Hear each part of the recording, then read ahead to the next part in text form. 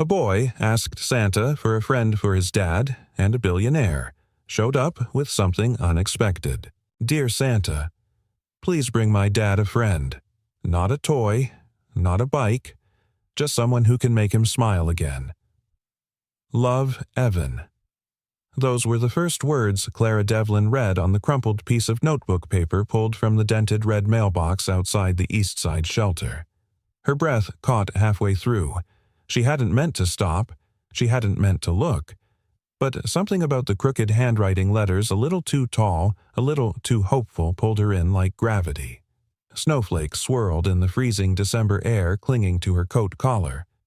Behind her, the shelter bustled with holiday chaos volunteers sorting turkeys, a choir of kids rehearsing off-key carols, the scent of cinnamon and canned cranberry sauce fighting for dominance. And still, Clara stood still, staring at the letter as if it had been written just for her. Not a toy, not a bike, just someone who can make him smile again. Miss Devlin, a volunteer, called. "We're ready for your photo with the donations." Clara didn't answer. Her fingers closed around the letter like it might slip away if she let go. For the first time in years, she forgot the camera, forgot the script, forgot to smile for the PR team. All she could see was that name, Evan, and that signature, a tiny red crayon heart drawn next to the word Dad. Hours later, back in the corner suite of a silent high-rise overlooking downtown Pittsburgh, Clara stared out at the city, cold, glittering, distant. She held the letter like it might melt. "You're quiet tonight," came a voice over the speakerphone. Julian, her head of PR. "Did the shelter thing go wrong?" "No," Clara said slowly. "It might have gone very right." There was a pause. Then, "Do I need to do damage control or get the press involved?" She clicked off the speaker before he finished the sentence. Clara didn't need spin. She needed air. She needed something she hadn't let herself need in a long time. That night, Evan curled up in a blanket too thin for the weather, his breath fogging the window of their one-bedroom apartment. He watched lights twinkle on a neighbor's tree across the alley. His dad, Jack Rowan, was still out working the late shift at Gino's Auto, trying to fix a transmission that refused to cooperate and maybe scrape together enough for rent, and, if they were lucky, a Christmas dinner that didn't come from a box. Evan didn't ask for toys this year. He hadn't asked for toys last year either. They both knew how far wishes went in the real world. But just this once, just this season, Evan wanted to believe in something bigger than duct tape and Riemann noodles. So he'd written the letter, snuck it into the red letters to Santa mailbox outside the shelter on his way home from school. He didn't think anything would come of it. He just needed to ask. 2 days later, it happened. The knock on the door was soft, almost hesitant. Evan rushed to answer before Jack could wipe the oil off his hands. Jack had just come in boots, still wet from slush, his hoodie stained with grease and exhaustion painted across his face. When he opened the door, Jack blinked. Standing there was a woman he'd never seen before. She looked out of place. Expensive coat, eyes too alert for this neighborhood. She held a thermos in one hand and something wrapped in brown paper in the other. Jack stepped protectively in front of his son. "Can I help you? I hope so," she said gently. "I'm Clara." I read Evan's letter. The world stilled. Jack frowned. "What letter?" Evan peeked out. His eyes went wide. "You're real." Clara smiled. Most days, Jack was still processing. What letter? The one he wrote to Santa Clara said, then crouched to Evan's level. "You asked for a friend for your dad, and I thought, maybe I could try." Jack's brow furrowed. "Is this a joke?" Evan whispered. "I told you." Santa listens. Clara stood slowly meeting Jack's eyes. There was no arrogance in her posture, no smugness, just something quieter, something like sincerity. "This isn't a joke," she said. "I don't want anything from you. I just wanted to say thank you for raising a boy who still believes that people deserve happiness." Jack opened his mouth, closed it, then said, "You came all the way here." "For that." She held out the thermos, hot cocoa, with cinnamon. "It's not much, but I didn't want to come empty-handed." Evan reached for it eagerly. Jack hesitated. "You don't have to let me in," Clara added. "I just wanted to see who raised the boy who wrote that letter. And maybe, if it's okay." "Sit down for a few minutes." Jack looked at her. Really looked. This woman had power in the way she carried herself. But she wasn't performing. She wasn't posing. She was here standing on a creaky porch in the snow, offering cocoa and kindness like it was enough. He stepped aside. "5 minutes," he said. Clara nodded. Evan beamed. They sat around the small table in the kitchen peeling linoleum mismatched chairs, a single strand of dollar store lights taped around the window. Jack poured water into a kettle and offered her a chipped mug. Clara didn't flinch. Evan couldn't stop staring. Jack finally asked, "What do you do, Clara?" "I run a foundation," she said simply. "We try to bring joy to kids who don't have much." That. So she sipped the cocoa she brought. "But it's easy to forget the parents, isn't it? The ones who hold it all together with duct tape and grace. I think they need something, too." Jack raised an eyebrow. "Grace. Or grit," she offered, smiling faintly. "Whatever gets you through the night." Evan, suddenly serious, said, "Dad doesn't sleep much. He says rest is for after the bills are paid." Clara turned to Jack. "Sounds like your son thinks you're a superhero." Jack exhaled. "Superheroes don't live on payday loans and bulk ramen. They also don't walk away when life gets hard." Jack studied her. "Why you?" he asked finally. Why come Clara's answer was quiet. "Because someone once left me behind, and it taught me that kindness is a choice, and I want to choose it even if it's scary, even if it doesn't make sense." Jack didn't know what to say to that, but Evan did. He reached for her hand and whispered, "You're the best Christmas gift ever." Clara blinked fast, but a tear still slipped down. Jack saw it, and for the first time he didn't look away. Outside, the snow fell thicker now, painting the city in a soft, forgiving white. Inside, in a tiny apartment with a leaky radiator and a lopsided tree made of construction paper, something extraordinary had begun. A boy's wish, a stranger's answer, and 3 hearts suddenly tethered together by a single red crayon line. And this was only the beginning. Who knocks on a stranger's door just to be kind? That was the question Jack asked himself long after Clara had gone. She had stayed for exactly 47 minutes, long enough to warm her hands on a chipped mug, long enough to compliment Evan's crayon drawing of a robot astronaut, long enough to say something no one had said to Jack in years. "You're doing a good job," not in a condescending way, not out of pity, just honest, quiet, like she'd seen something most people missed. And then she left. No phone number, no last name, no promises, just a gentle smile and a line that haunted Jack even as he scrubbed grease from his palms. "Maybe next time. I'll bring cookies." Clara didn't plan on going back.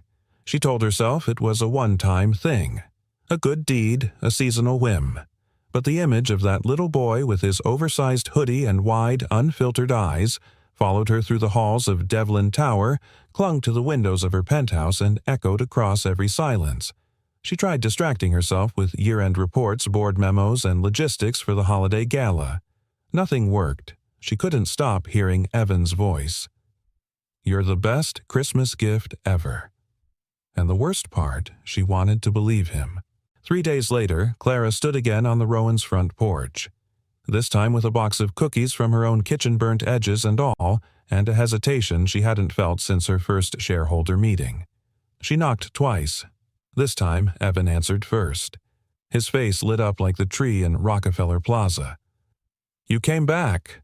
He launched into her arms before she could respond. Behind him, Jack appeared in the doorway, wiping his hands on a dish towel, a look of wary surprise clouding his features. "You're back," he said, not quite a question. "I brought cookies," Clara replied, holding up the box like a peace offering. "But no guarantees on the taste." Evan grinned. "Anything tastes better with sprinkles." Jack leaned against the frame. "And you baked," she raised an eyebrow. I am capable. Jack let the corner of his mouth twitch. Didn't say you weren't. Just surprised you didn't send a delivery truck. Clara stepped inside. I wanted to see if this place was still standing. Still leaning slightly to the left, Jack said dryly, "But we manage." She glanced around. A new drawing was taped to the fridge, a stick figure family of 3. The smallest one wore a red scarf and had glitter glued to its shoes. Her chest tightened. "You've been drawing again," she said to Evan. He nodded proudly. "That one's called The Day She Came Back." Jack cleared his throat but said nothing. They sat at the kitchen table again, but this time it felt familiar. Evan munched on cookies with the confidence of a critic declaring hers not terrible and almost chewy. Jack poured coffee. Clara sipped slowly. "So," he said after a beat, "are you going to tell me who you really are this time?" Clara met his eyes. "I did tell you. I run a foundation." He raised an eyebrow. "Most foundations don't send their CEO to deliver cocoa and questionable cookies." She smiled but didn't flinch. "Most CEOs don't get letters from boys asking for miracles." Jack leaned back in his chair, arms crossed. "And are you in the business of granting miracles?" Clara's voice softened. "I'm in the business of trying." There was a beat of silence. Then Jack said, "You don't owe us anything, you know." "I know." "Then why come back?" She looked at Evan, who was now humming quietly to himself, building a spaceship out of sugar packets and napkins. "Because he asked for something I didn't know I needed to hear," she said. "And because I haven't felt this human in a long time." Jack's eyes narrowed just slightly. "You say that like being human's a bad thing." "Not bad," she said, "just unfamiliar." Another pause. Longer this time. Then Evan looked up and said, "Dad, can she stay for dinner?" Jack blinked. Evan. "We're having grilled cheese," the boy continued, ignoring his father's tone. "It's his specialty. He burns the edges just right." Clara chuckled. "Sounds gourmet." Jack sighed but didn't say no. Dinner was exactly what Clara expected, and nothing like what she was used to. The bread was uneven, the cheese too melty, and the plates didn't match. But the conversation, that was gold. Evan asked if she liked roller coasters, why adults drank black coffee, and if billionaires ever wore pajamas. Jack choked on his sandwich at that one. Clara answered every question with the grace of a diplomat and the warmth of someone slowly remembering how to laugh. Then, out of nowhere, Evan asked, "Do you have kids?" The room fell silent. Clara set down her fork slowly. Jack started to interject, but she held up a hand. "No," she said softly. "I did once, for a little while." Evan tilted his head. "Where are they now?" Clara smiled gently. "Somewhere safe, watching the stars." Evan nodded like he understood. Maybe not the words, but the ache behind them. Jack studied her, really studied her for the first time. Something in his expression shifted. The skepticism faded just a little. He said, "You didn't have to answer that." "I wanted to," she replied. "Why?"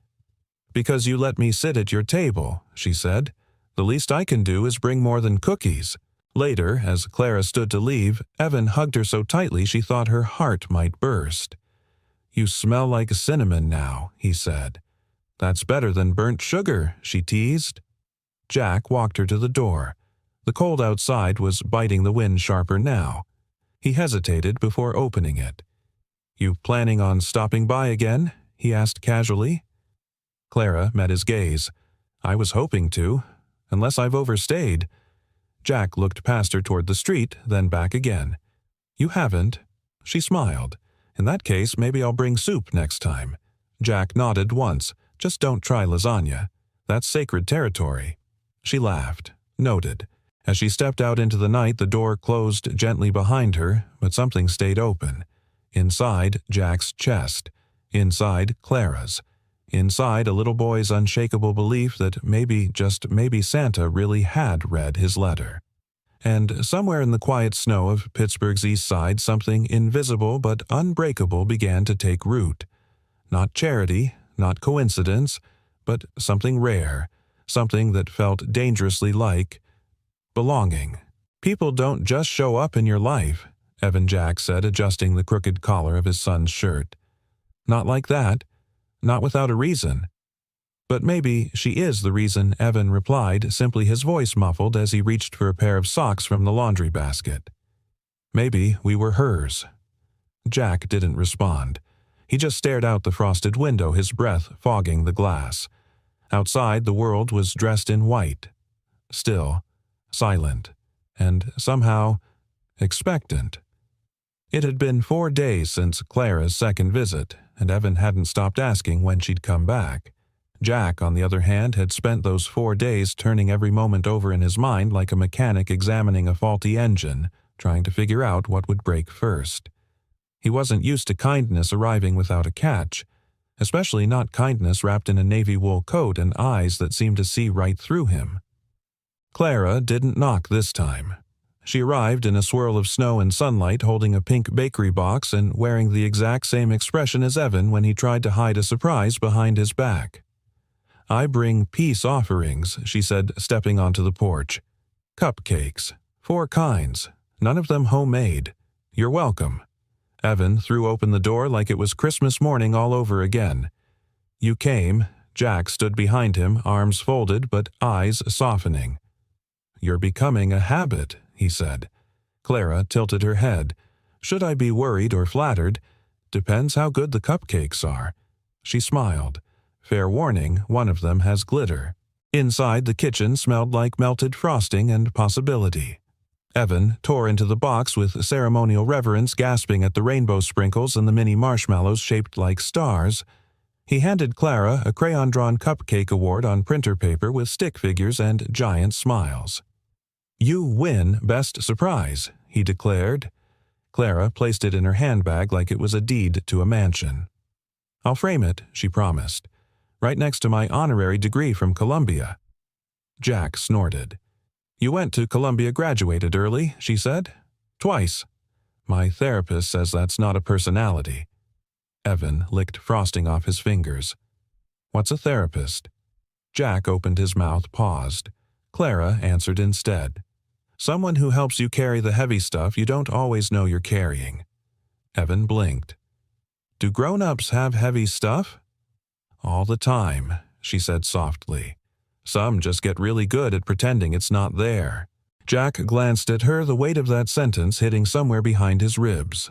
Later, Evan disappeared into his bedroom to work on a top-secret art mission which, based on past experience, would likely result in at least one glue-stick casualty and several sheets of crumpled hope. Jack and Clara sat at the table again, 2 steaming mugs between them. "I meant what I said last time," she said, breaking the silence. "You're doing a good job." Jack ran a hand through his hair. "You say that like you've been watching us from a distance." "I kind of have," she admitted. "Not stalking. Observing." He raised a brow. "You fascinate me," she added. "Most people use that word for serial killers or CEOs." Clara leaned back. "I've met both. You're something else." Jack looked down at his coffee. "Don't romanticize this. It's not heroic what I'm doing. It's just surviving." She was quiet for a moment. Then, almost a whisper, "Sometimes surviving is heroic." The words sat there between them, sharp and true. Clara wandered around the apartment while Evan finished his masterpiece. Her fingers grazed the edges of books on a sagging shelf manual sci-fi novels, a battered copy of The Little Prince. On the fridge, next to an overdue gas bill, was a child's drawing of 3 stick figures holding hands. The third figure wore a crown and high heels. Clara stared at it. "You're in that one," Jack said quietly behind her. She didn't turn around. "I figured." "He hasn't drawn his mom in a long time," Jack added. Clara turned.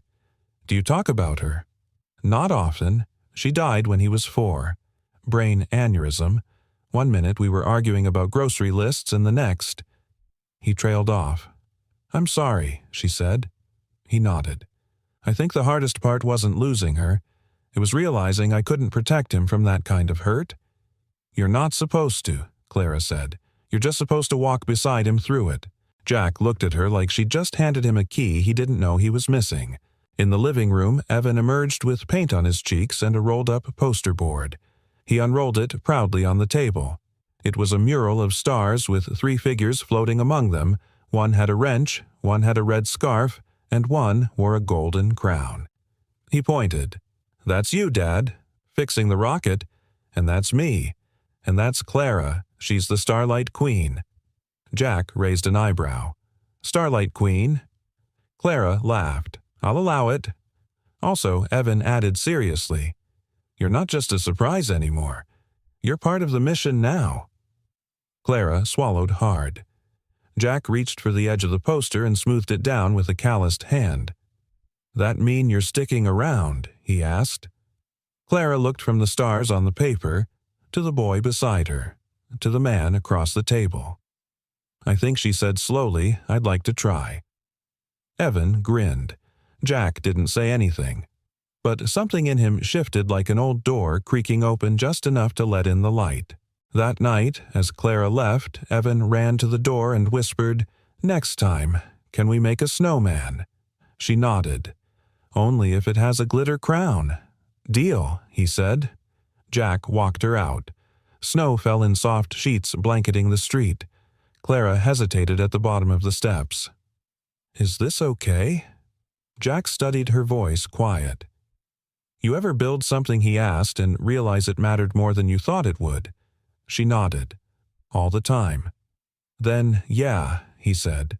"It's okay."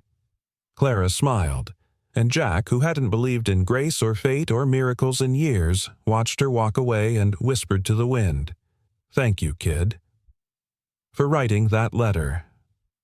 And for the first time in a long, long time, he almost believed someone was listening. "You don't put up lights?" Clara asked softly, her breath visible in the cold air. Jack shook his head, his eyes locked on the box in his hands, faded ornaments, tangled string lights, a paper angel Evan had made in kindergarten, its wings frayed from years of dust. They were sitting on the floor of the apartment surrounded by holiday clutter Evan had unearthed from the hall closet.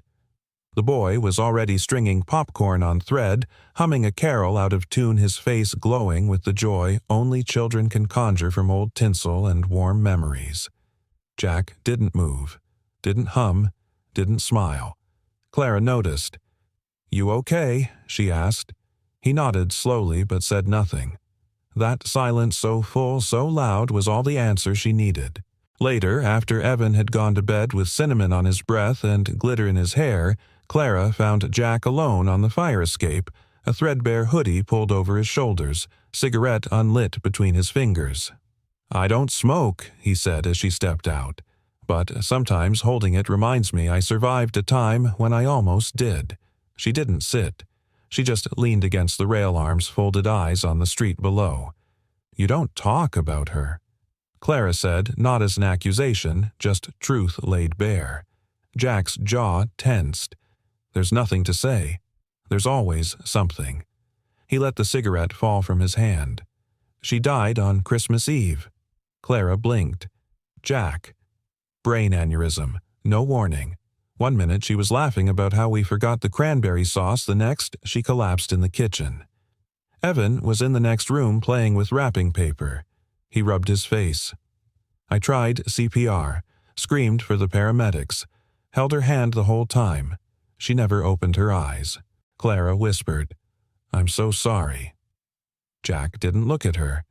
"You know what people say after someone dies? They say, 'Time heals.' But they don't tell you what to do when time just keeps going. When your kid still wakes up asking for her for weeks. When you have to smile through parent-teacher conferences with an empty seat beside you. When you fold laundry and find one of her socks and suddenly can't breathe." Clara's voice was barely audible. "You stopped celebrating because it hurts too much." "I stopped celebrating," Jack said, "because Christmas lied." She looked at him. He finally looked back. All those songs, all that sparkle about joy and love and miracles. But what happens when your miracle dies? What happens when the only gift you want is the one no one can give? Clara's throat tightened. She didn't speak for a long time. Then, softly, "It's not lying. It's hoping." Jack laughed once bitter. "Hope gets you crushed." "No," she said, and now her voice held steel. "Hope is what you fight to feel when everything else has gone numb." Inside, the fire escape door creaked open. Evan stood there in his footy pajamas, eyes half closed. "I heard you," he murmured. Jack knelt immediately. "Hey, buddy, you're supposed to be asleep." Evan rubbed his eyes. "Is Mom in the stars?" Jack froze. Clara took a step back as if not to intrude. "Yeah," Jack whispered. "She's up there." Evan looked up. "Then we should put the angel on the window, so she can see it." Jack blinked, his voice caught somewhere between grief and awe. "We haven't put that angel up in years," he said. "I know," Evan replied. "But maybe it's time." That night they stood together by the window. Jack lifted Evan up and Clara handed him the angel. The old paper figure had lost its shine, but not its meaning. Evan pressed it gently to the glass, taped it with care. There, he whispered, "Now she knows we still remember." Jack put a hand on his son's back. Clara put a hand on Jack's. And for a moment the silence wasn't heavy anymore. It was holy. The next morning, Clara came back not with cupcakes this time, but with something far more dangerous. A Christmas tree. It wasn't large, just a modest fir strapped to the top of a borrowed sedan. But it gleamed with intention, and Clara stood beside it like someone on a mission. Jack opened the door, took one look, and groaned. "Oh no." Clara raised a brow. "What, you brought a tree?" "I brought healing," she said, "and healing, as it turns out, smells like pine." Evan squealed behind him. "We're getting a tree." Jack looked between his son and Clara. "This is emotional blackmail." Clara smiled sweetly. "Only if it works." It did. They decorated that night with music from a dusty radio and popcorn strings that fell apart every third loop. Evan insisted on putting all the red ornaments on one side. Clara laughed so hard she nearly cried when Jack attempted to fix it behind his back. There was no perfection, no Pinterest-worthy symmetry, but there was something better. Presence. Real presence. The kind that made time feel slower.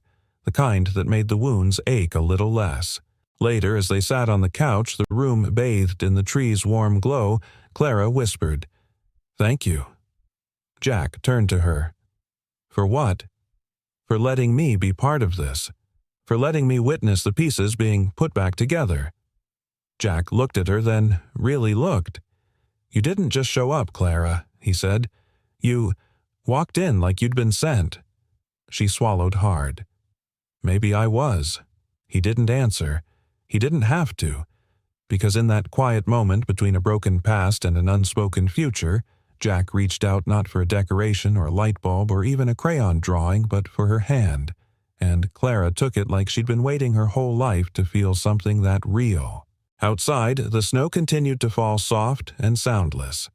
Inside, a man who had once stopped celebrating took his first step back toward joy. Not because grief had left him, but because someone had chosen to stay. You ever notice how quiet joy can be? Clara asked the question softly, watching the flicker of a candle on the dinner table, its glow dancing across Evan's cheek as he concentrated on cutting his spaghetti into smaller bites. Jack looked up from his plate, one eyebrow raised. Joy Clara nodded, her voice a whisper, not the loud kind. Not the confetti or the champagne, just this quiet, this warmth. Jack considered it for a moment. Then, as if admitting a secret to himself, he said, "Yeah, I think I forgot what that felt like." It was Christmas Eve. The first one Jack had acknowledged in years. No store-bought centerpiece, no gourmet meal. Just a simple table, 3 mismatched plates spaghetti with too much garlic and a tree in the corner with a crooked star and 100 memories taped to its branches. And yet somehow the room felt full. Fuller than any banquet hall Clara had dined in. Fuller than her sprawling penthouse. Fuller than any year-end gala where everyone raised crystal glasses and said all the right things but none of the real ones.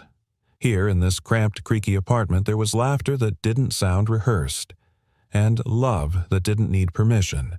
Earlier that day, Clara had shown up with a modest gift for Evan wrapped in brown paper and tied with red string. Evan tore it open like it might vanish if he blinked. Inside was a book, The Boy and the Star That Stayed. He read the title aloud, then stared up at her confused. "I've never heard of this one." "That's because it's the only copy," Clara said. "You wrote it," he gasped. "I did." Evan flipped through the pages, hand-stitched, hand-drawn, each one filled with watercolor stars and soft words. "It's about a boy who lost his way," Clara said gently, "until he wished on a star that didn't fly away, but stayed." Jack didn't say a word, but Clara caught the way he blinked faster. Sometimes the strongest men are the ones who stay quiet the longest. After dinner, Evan declared it was time for candle stories, a tradition he'd invented 5 minutes ago. One rule, he said, holding up a finger with theatrical flair. No phones, only hearts. Clara smiled. Sounds legally binding. Evan pointed at Jack. "You first." Jack shifted in his seat, uncomfortable. "What am I supposed to say?" "Tell us something you never say out loud," Evan said. Jack looked at his son, so certain, so small, and somehow so wise. He exhaled. "I miss her," he said. "Your mom. Every day. And sometimes I still don't know how to do this." Evan reached across the table, placed a small hand over his. "You're doing it," the boy whispered. Jack blinked hard. Clara's heart cracked and healed in the same breath. When it was Clara's turn, she hesitated. She looked at the flame, at Evan's hopeful eyes, at Jack's quiet strength. Then, softly, "I had a son." The room stilled. Jack's eyes lifted slowly. "I never talk about him," she said. "Not because I don't remember, but because I remember too well." She glanced at Evan.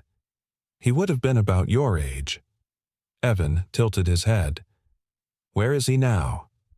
Clara smiled gently, the kind of smile that breaks your heart and rebuilds it in the same breath. "In the stars," she said. "But I like to believe he found the brightest one." Jack placed his hand over hers on the table. No words, just presence. And that was enough. Later, Evan fell asleep in Clara's lap, a paper crown crooked on his head, a piece of garlic bread still clutched in his hand. Jack came to lift him, but paused. "You're good with him," he said. Clara looked down at the boy sleeping against her chest. "I forgot I could be." Jack studied her. "You don't talk like other people I've met, not the ones with money.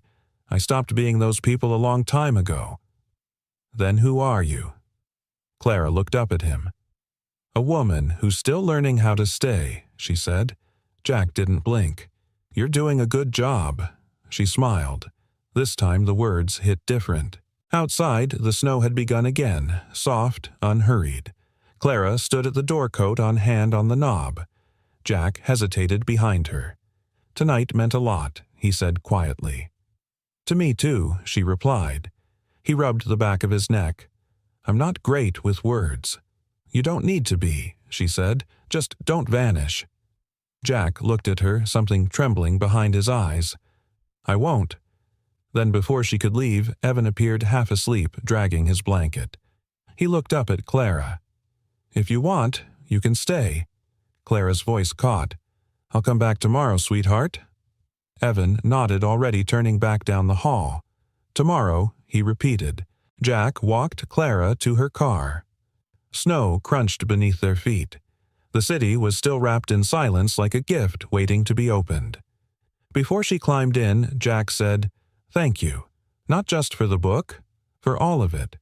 Clara looked at him, really looked. "I didn't give you anything," she said. "You just finally let someone see what was already good." He opened the car door. She paused. Then, quietly, "Merry Christmas, Jack." He met her gaze. "Merry Christmas, Clara." And in that one exchange, unadorned and unrehearsed, something ancient and sacred passed between them. Not fireworks, not declarations.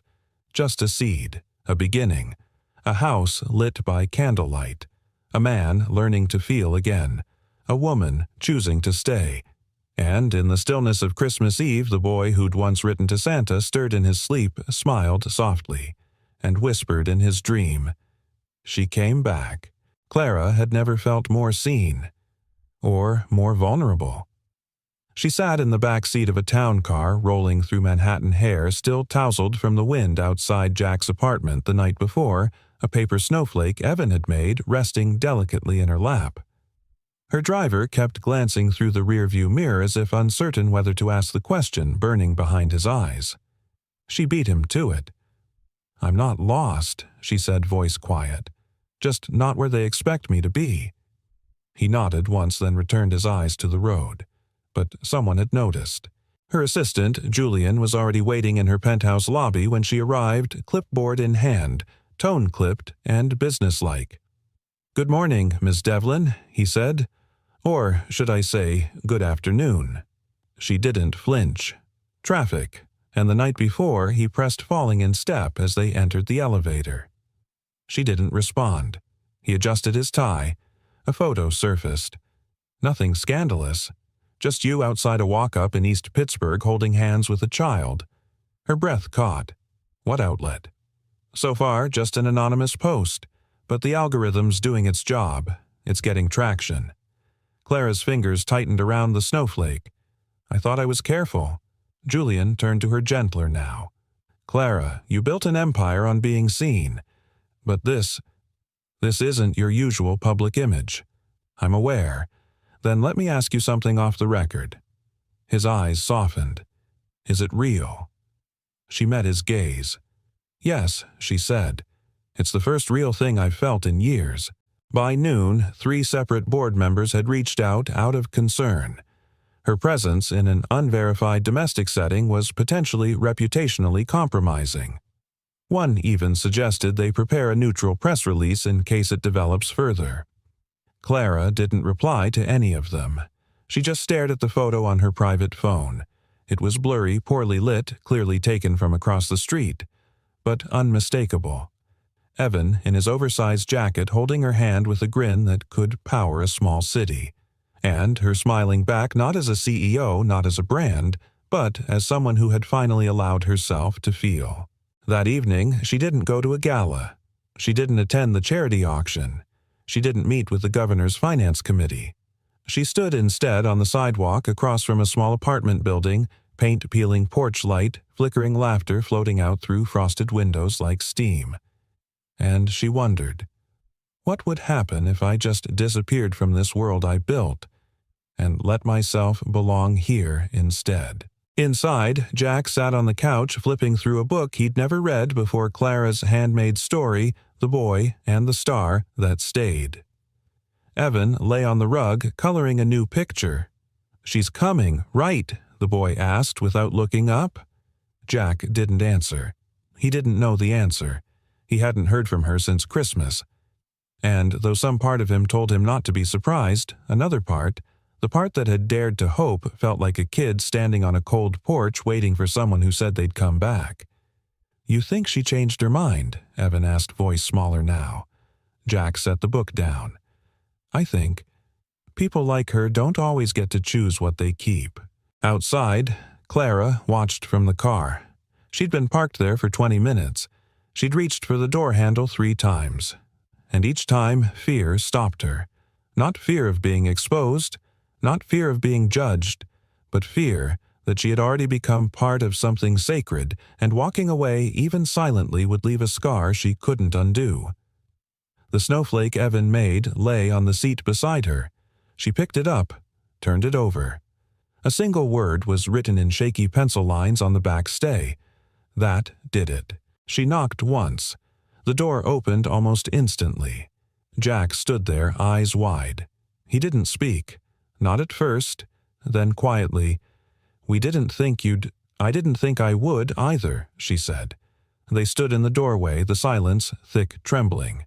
"I was scared," she admitted. Jack nodded slowly. "Yeah, me too." She looked down. "But not of you. Of losing who I used to be." He studied her. And who are you now? She looked up. Someone who's learning that strength doesn't always mean solitude. Evan rushed in behind Jack, eyes bright. You came back. He wrapped his arms around her waist before she could say another word. Clara melted into the hug. Jack stepped aside. Come in, he said.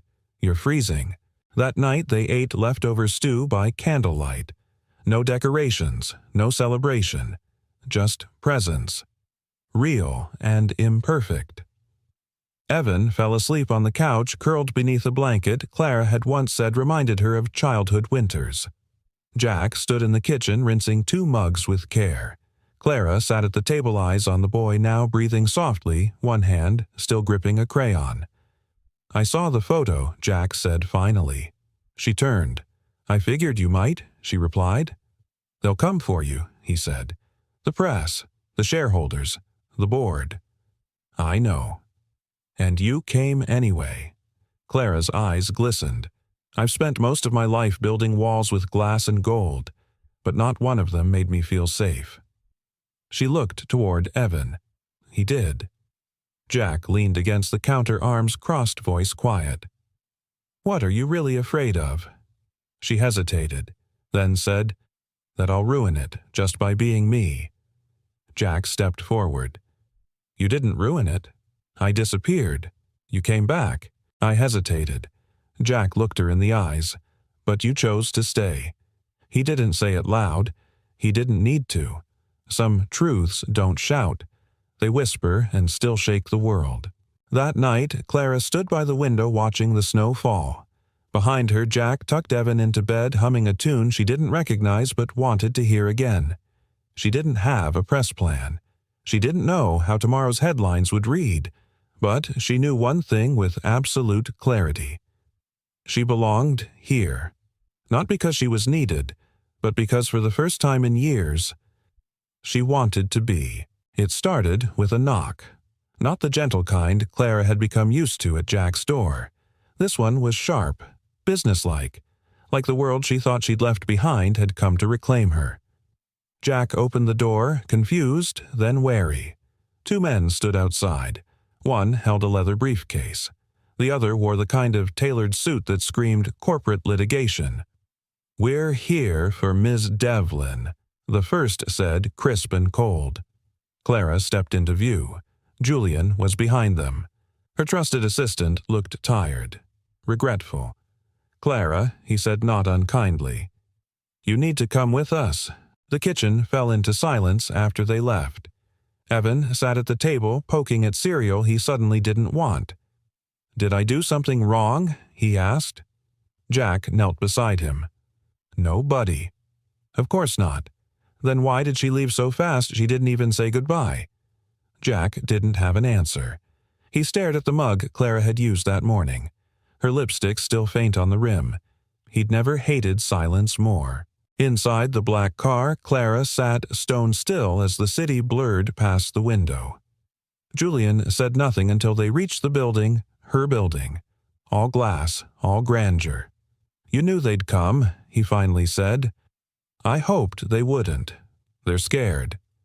Of me being human, Julian gave a look gentle but firm. Of you forgetting the brand. Clara turned to him. I'm not a brand. You are to them. The boardroom was already filled when she entered. 12 seats, all occupied, all eyes on her. The chairman, a graying man with perfectly parted hair, cleared his throat. Clara, we've received concerning reports. Your whereabouts, your activities are mine, she cut in. Last I checked, I'm still CEO. He adjusted his tie. Yes. But a CEO tied to $1 billion company has responsibilities, appearances to uphold. The image you're projecting could unsettle investors. Because I held hands with a child. Her voice rose, incredulous. Because I spent time with a family instead of attending another gala no one remembers the next day. You've always been our North Star. One board member said, almost kindly. But stars don't stray, Clara. They guide, silently, from a distance. She looked around the room. 12 people who knew her numbers, her forecasts, her revenue projections. not one who knew she carried a small snowflake in her purse folded 3 times to protect its delicate creases. "You hired me for my heart once," she said softly, "but only let me lead with my mind." A silence fell. Not discomfort, disbelief. Clara stood. If being real threatens your projections, then maybe your projections were never real to begin with. She didn't resign. Not that day. But she walked out with something more dangerous than defiance. Clarity. At the apartment, Jack stood in the doorway when he saw her approach. Clara looked tired, windswept, but her eyes held something fierce. He opened the door wide. She stepped in and immediately dropped her bag across the room and wrapped her arms around him. Tightly. Like someone who'd just survived a shipwreck and found the shore. He didn't ask, just held her. That night she told him everything. About the boardroom, the pressure, the veiled threats, the expectations she once shaped herself to fit now suffocating her. Jack listened quietly, hands around a mug of warm cider. When she finished, he said the one thing she didn't know she needed. "You're not crazy?" She blinked. He continued, "For wanting something real, for choosing it. I'm risking everything," she whispered. Jack looked at her. Then maybe everything wasn't worth keeping. Later, Evan brought out a crayon drawing. It was a house. 3 figures. One tall one, mid-sized one with spiky hair. "And this," he said proudly, pointing to the tallest figure, "is you." Clara smiled. "Me? You're part of the house now." Her heart clenched. "You're sure?" she asked. Evan nodded, solemn as a judge. "I even made room in the fridge for your snacks." Jack chuckled, but Clara's eyes watered. Because somehow a space in a child's drawing meant more than all the office towers she'd ever owned. That night, after Evan fell asleep, Clara sat on the fire escape. Jack joined her, 2 mugs in hand. "What happens now?" he asked. She looked out into the winter dark. "I'm not sure." He nodded. "I've lived most of my life on top of skyscrapers," she said, looking down. Always calculating the next move, but none of it ever felt like home. Jack sipped quietly. "I used to think healing was about fixing the broken parts," Clara said. "Now I think it's about building something new, where the light gets in through the cracks." He looked at her. "You've changed." Clara turned to him. "So have you." He smiled faintly. "I don't run from Christmas anymore." She touched his hand. "And I don't run from people." They sat in silence. Not the kind that hurt, the kind that healed. Down the hall, a crayon drawing fluttered slightly on the fridge door, and in the quiet heartbeat between one day and the next, something unseen settled gently into place. Not a contract, not a business deal, not a headline, but a choice. To stay, to belong, to love without armor.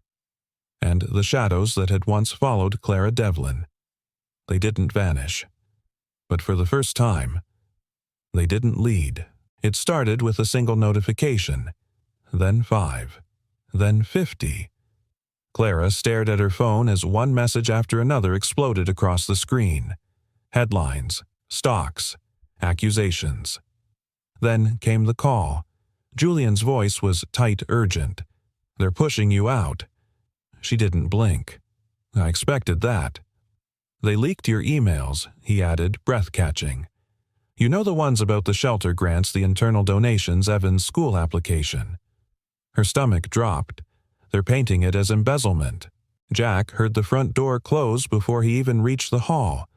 Clara stood there like a ghost caught in the middle of her own life coat, still on phone, still clutched in her hand, but the color drained from her face. He took a step toward her. "Clara." "They're destroying everything," she whispered. "Everything I built. Everything I tried to build." Jack gently took the phone from her hand. She let him. The article was brutal. CEO misappropriated funds for personal ties to Pittsburgh family photos. Emails taken out of context. Accusations that blurred generosity into suspicion. And beneath it all, the not-so-subtle implication she got too close. She cared too much. She forgot the rules. That night, reporters showed up outside Jack's apartment. Then the neighbors started whispering. Evan came home from school with a question Jack wasn't ready for. Is Clara going to jail? Jack knelt beside him, steady but honest. No, buddy. She didn't do anything wrong. Evan's eyes were wide. Then why is everyone so mad Jack didn't answer right away? Instead, he pulled the boy close. Because sometimes the world punishes people just for choosing love over power. Clara spent most of the night pacing. Jack found her in the kitchen just past midnight, barefoot, her hair pulled up messily, hands wrapped around a cold mug she hadn't touched. They want a statement, she said. They want me to beg for forgiveness over something I'm not sorry for. He studied her. What would you say if you could tell the truth? She looked up, tears unshed but burning. That I met a boy who reminded me why innocence matters. That I fell for a man who made me believe in decency again. That I stopped chasing numbers long enough to find something worth feeling. Jack stepped closer. You still can say that. To the board, the press. To yourself, he said, and to the people who already believe you. She looked away. I don't know if that's enough. He touched her hand gently. It's everything. 2 days later, Clara sat before a microphone. No makeup, no stage, no teleprompter, just a single camera. Live. My name is Clara Devlin. She began, her voice steady but soft, and I'm not going to apologize for caring. She told the truth about the school scholarship, about the donations to shelters that never made it into headlines, about the nights she'd spent in a tiny apartment in Pittsburgh discovering the version of herself that money had buried. I did what I believed was right, she said, and if that means stepping down, then I'll do so with my head held high. But I will not apologize for loving a child who never asked for fame, or for falling for a man who reminded me what honesty looks like. There was no dramatic sign-off, no catchphrase, just honesty, raw, trembling, and real. The fallout was instant. Some headlines screamed confession. Others called it a power move. The stock dipped, then rebounded. And through it all, Clara stayed off her phone. Instead, she spent the next day painting Evan's bedroom. I've always wanted a wall with stars, he said. So she painted stars. Handmade, uneven, glowing in the dark. She looked at Jack, who stood in the doorway watching them, arms folded. Did I just make things worse? She asked. Jack shook his head. You just made something real. That evening, Evan fell asleep under the glowing stars on his wall, clutching the stuffed polar bear Clara had given him. Jack sat beside Clara on the porch step, hands cold breath visible in the winter air. Everything could fall apart now, she said. Jack looked out at the quiet street. Everything already did. And look, we're still here. She chuckled softly. That's your grand wisdom. No, he said. This is sometimes you don't rebuild the old life. You just build a new one, brick by brick. She leaned her head on his shoulder. I don't know what happens next. Jack reached into his coat pocket and pulled out a folded note one Evan had tucked into his backpack the day before. Clara unfolded it. It was a drawing of their little family. 3 stick figures holding hands. Underneath, a single sentence written in crayon, "We still get to choose." Clara swallowed hard. That's what scares them, you know, Jack said. Not your money, not your power. Your freedom to choose love, when the world expects control. That night, the power in the neighborhood went out. Just for an hour. The whole street dipped into darkness. Clara lit 3 candles. One for her, one for Jack, one for Evan. And as the wind howled outside, they sat together in the quiet glow. No headlines, no boardrooms, no spotlights. Just 3 souls learning that sometimes the world goes dark. So you remember where your real light lives, and this time no storm could take it away. The letter wasn't supposed to be sent. It was written with a broken crayon, folded 4 times and tucked behind a cereal box on a Wednesday morning. Evan had written it while Clara was on a call and Jack was fixing the squeaky cabinet hinge. No one noticed the silence just long enough for a child to do something brave. It wasn't addressed to Santa this time.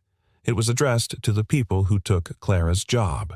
2 days later, Clara received a knock at the door, not cold like before, not calculated. This one came with hesitation. She opened it to find Julian standing there holding a worn envelope. "Don't ask," how he said, with a tired smile, but this made its way to the general office inbox. Clara took it, and when she opened it, her breath caught.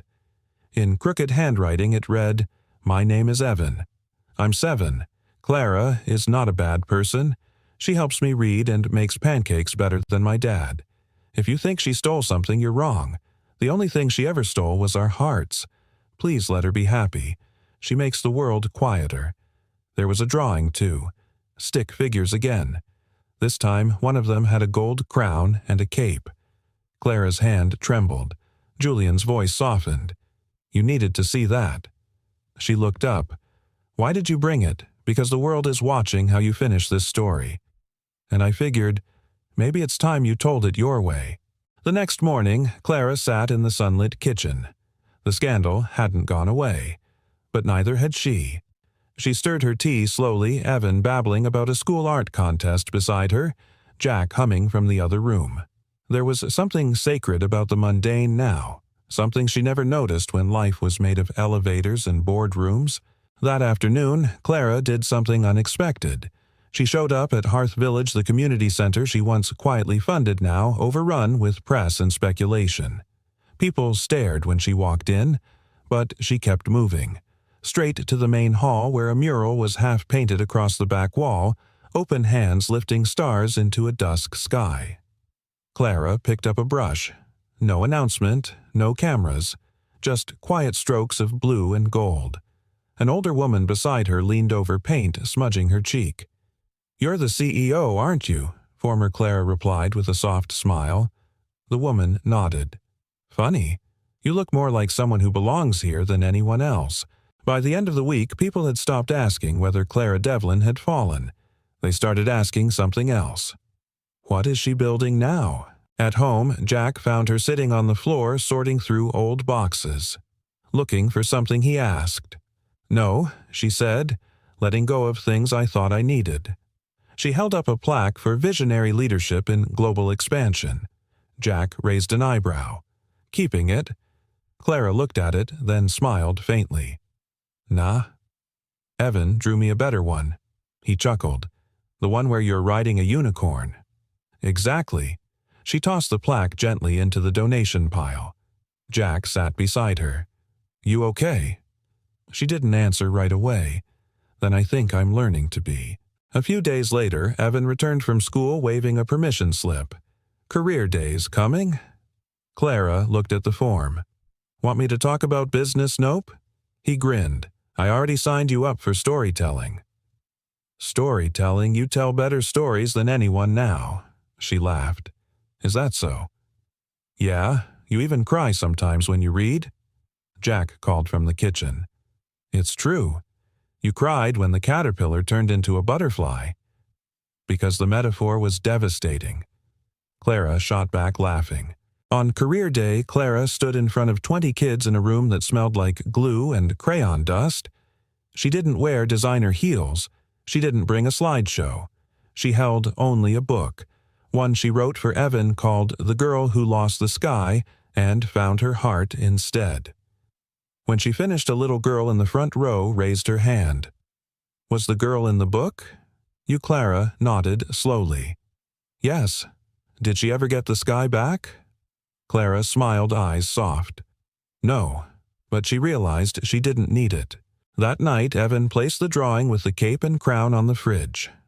Jack made spaghetti. Clara danced with the mop in the kitchen, much to Evan's horror and amusement. And in a world that had once tried to measure her worth in numbers, she was finally learning how to measure joy. In bedtime, giggles and walls full of stars and stories told without rehearsals. Somewhere, a boardroom still had her name etched into a plaque. But here, in this small, borrowed life she was now claiming as her own, her name was written in a child's scrawl taped to the fridge surrounded by crayon hearts. And somehow that mattered more. Because this wasn't her fall from grace. This was her flight toward something deeper, something honest, something earned. Outside, snow began to fall again, soft and slow. Jack looked out the window and said, "Looks like winter's not done with us." Clara wrapped her arm around his. "Good. I'm not done with it either. Close your eyes." Jack's voice was gentle, almost nervous. Clara sat on the worn couch, a blanket wrapped around her knees, the scent of cinnamon still lingering from the pie Evan and she had baked that afternoon. She tilted her head, skeptical but smiling. "Jack, what are you up to?" "Just trust me," he said, grinning as he disappeared into the bedroom. She obeyed, eyes shut, her heart fluttering with a strange mix of amusement and anticipation. "You know, she called out most surprises in my life used to involve hostile takeovers or shareholder lawsuits." His voice echoed back. "This one's less aggressive. Hopefully." She heard footsteps, then silence. "Okay," he said softly. "Open." In front of her stood Jack, holding something in both hands. It wasn't jewelry, not flowers. It was a battered wooden box, handmade, unpolished, full of tiny nicks and flaws. She blinked. "You made this?" Jack nodded. "Started it the night you stayed over the first time. Worked on it during your meetings. Or when you were helping Evan with his drawings." Clara ran her fingers along the edges. "What is it?" He opened the lid. Inside were tiny personal artifacts. A crayon drawing of a house with 3 people. A ribbon from the local fair where Evan had painted Clara's face like a tiger. A photo, blurry but sweet, of the 3 of them bundled up in scarves, snowflakes clinging to their lashes. At the bottom sat a note folded with care. She looked up at him, misty-eyed. "Jack." "I didn't know how to say it right," he said, voice rough, "so I built it instead." Clara unfolded the paper. "Clara, you once told me love wasn't in your 5-year plan, but somehow you showed up anyway and made our broken little world feel full again. I don't know what our plan is, but I know this. Wherever you go, that's where home is for me. Jack." For a long moment, Clara said nothing. She didn't need to. She simply leaned forward, rested her forehead against his chest, and whispered, "This is the only boardroom I never want to leave." Later that evening, Evan emerged from his room holding a single envelope. "This is for both of you," he said. Jack took it, curious. Inside was another letter, but this time typed, carefully formatted. Clara's heart skipped. It was from the school board. "Dear Mr. Rourke," it read, "we're pleased to inform you that Evan has been selected for the Horizon Fellowship covering full tuition and enrichment programs thanks to an anonymous nomination and detailed personal letter." Jack blinked. "What letter?" Clara turned red. "You wrote them?" he asked. She nodded sheepishly. "Months ago. Before the storm hit. Before the board found out. I didn't want it to be for me, I wanted Evan to have every door open." Jack was silent for a beat. Then he took her hand and said, "You opened something much bigger than a door." In the days that followed, something shifted. Not in the headlines, they had already found a newer, shinier scandal to chew on. Not in the markets, they had long forgotten her. But in the neighborhood. In the way neighbors waved longer. In the way local kids knocked on the door asking if Miss Clara could help with their science fair displays. In the way the world bit by bit began to trust her again, not because she rebuilt her image, but because she never stopped showing up. On Christmas Eve, Jack brought home a tree. It wasn't tall or perfectly shaped, but it smelled like home. Evan decorated it with lopsided ornaments, each one a mismatched memory. Clara stood back holding her mug of cider, watching them. "Does it bother you?" Jack asked. "That this Christmas looks nothing like the ones you used to spend in Manhattan?" She glanced at the tree. Then at the boy with a candy cane stuck in his hair. Then at the man who once thought love was something he'd lost forever. "No," she said. "This one matters more." That night, as they gathered by the fireplace, Evan placed one last ornament on the tree. It was a paper snowflake, framed. Underneath in crayon it read, "To the lady who brought back the light." Jack looked at Clara. "You changed his world." She touched the snowflake gently. "No," she said. "He changed mine." Outside, snow began to fall again, but this time it didn't feel like something to brace against. It felt like a memory returning. Soft. True. Earned. Clara leaned back against Jack's shoulder, the crackle of the fire warming their toes. "You know," she said, voice low, "this was never about saving a company." Jack smiled. "It never is." She looked at him. It was about saving each other. And there, in a tiny apartment in a quiet corner of the city, a former CEO, a single father, and a boy with a gift for snowflakes sat together in a moment that didn't need to be posted, branded, or shared. It just needed to be. Real. Unpolished. And enough. Because love doesn't arrive like a press release. It shows up like this, one crayon drawing at a time. One quiet night at a time. One heart choosing to stay even when it could have left. A year later, the snow returned. But this time it didn't feel like something to brace against. It felt like a memory coming home. The city had changed in subtle ways, more lights in the windows of old buildings, more strangers smiling at each other on subway stairs. And nestled between two rows of brick townhouses on a quiet midtown block stood Hearth Village. It wasn't just a shelter anymore. It was a community. A greenhouse bloomed behind the main hall with winter herbs tucked under clear glass. A reading nook beside the fireplace now held stories in 3 languages. There were murals, handwritten signs, mismatched mugs stacked neatly in the cafe, and laughter rising from every corner like steam. And at the heart of it all was a small cottage tucked near the community garden with cinnamon on the windowsill and boots drying by the door. Inside, warmth wrapped around the walls like a hug. Ella stood in the kitchen slicing a spiced apple cake. The scent of nutmeg and vanilla swirled through the room. Jack stirred something rich and golden on the stove, humming softly one of those half-forgotten tunes he used to whistle when no one was listening. Evan was sprawled across the living room rug building a castle out of recycled cardboard. There was a note taped to the turret. Entry by kindness only. Clara stood by the window watching the snow fall like it was returning on purpose. "You okay?" Jack asked, coming up behind her. She leaned back against him. "I keep thinking about who I was. The day Evan sent that letter." Jack smiled. The woman who tried to control every outcome. The woman who thought love had to fit into a strategy, she whispered. He wrapped his arms around her waist. "You were brave even then." She turned to him, eyes warm. "No, you were." Jack tilted his head. "How do you figure you risked your peace to let me in? You let a stranger sit at your kitchen table and change everything." He chuckled. "You were never a stranger, Clara." She leaned into his chest. "I want to write again," she murmured. "Not press releases, not speeches, stories, real ones, about people who fall and still find grace." Jack pulled her closer. "Then start here." Later that night, Evan asked if they could do the candle thing again. 3 candles. 1 for the past. 1 for the present. 1 for the hope they still held in their hands like flickering flame. They lit them in the windowsill. Jack turned off the lights. And in the golden hush, Clara asked the question that had stayed curled in her chest for months. "Do you ever miss it?" Jack looked at her. The solitude. The quiet. The life before this. He paused. "I miss not worrying so much." But no, he reached out, brushing a lock of hair behind her ear. "I don't miss who I was when I didn't know you."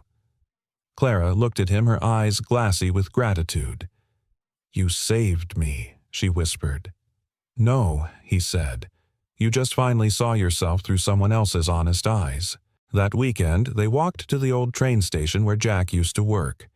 It had been repurposed into a makerspace open to anyone with a tool belt and an idea. The janitor's closet was still there. Empty now, except for a note pinned to the inside of the door. The man who worked here once solved more than just mechanical problems. He fixed what people gave up on, and left the door open behind him. Clara stood in the silence of that small room, remembering.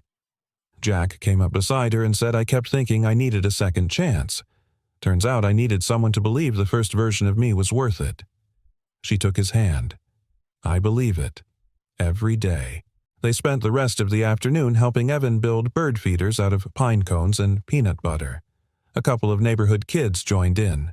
There were sticky fingers giggles and no one checking emails.